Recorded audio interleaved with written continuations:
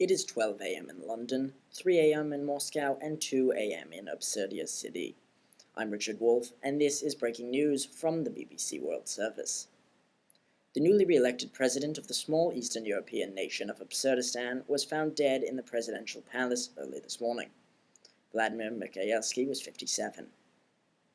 Confidential sources within the president's inner circle have told the BBC that the president's body showed high levels of the toxic chemical polonium. As an autopsy has not yet been completed, foul play cannot be ruled out. Mikhailsky was known as a staunchly pro-Western reformer who valued human rights, cherished Absurdistani territorial sovereignty, and favored the nation's entry into NATO and eventually the European Union.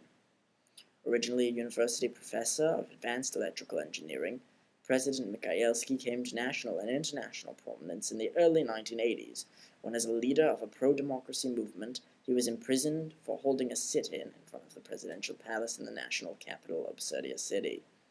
Mikhailsky left Absurdistan and went into exile in Boston, Massachusetts, where he taught at the Massachusetts Institute of Technology.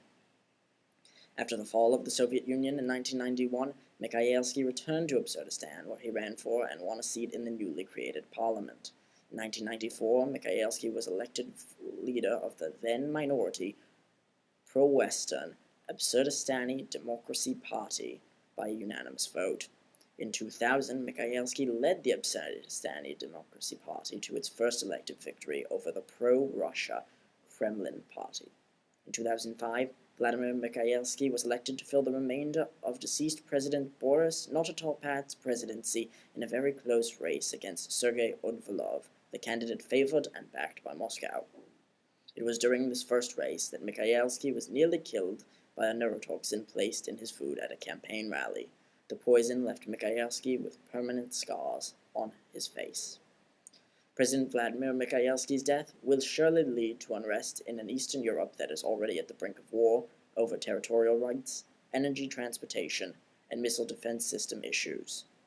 An outpouring of support has been seen across the Western world from not only common people, but leaders of nations such as the United States, the United Nations, and the United Kingdom. We'll keep you apprised as more information becomes available, and we return to a regularly scheduled program at this time, The Great Lizards of Lower Uganda. I'm Richard Wolfe, and this is the BBC.